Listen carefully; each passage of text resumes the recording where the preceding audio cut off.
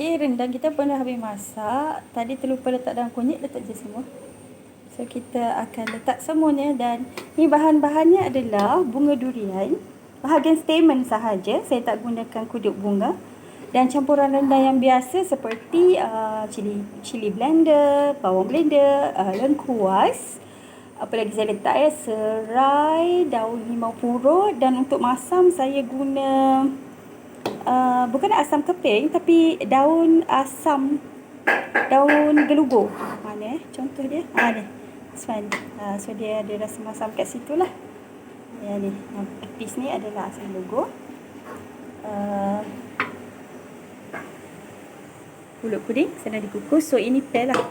Rendang vegetarian ya. Ini adalah rendang vegetarian.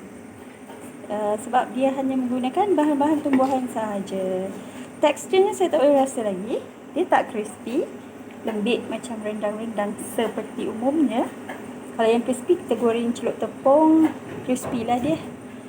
Dan nantilah saya share. Rasa dia, I think it should be edible because dia menggunakan bahan-bahan asas rendang yang lain je. Lengkuas, apa lagi. So, semua yang kita masuk dalam rendang, saya masukkan nanti. Itu saja, selamat mencuba. Because this is food experimentation, saya pun tak tahu outcome dia macam mana dari segi taste.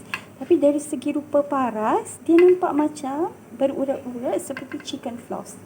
Jadi anak saya datang dapur, dia kata, Umi buat serunding ayam ke? Saya cakap, So, maybe kalau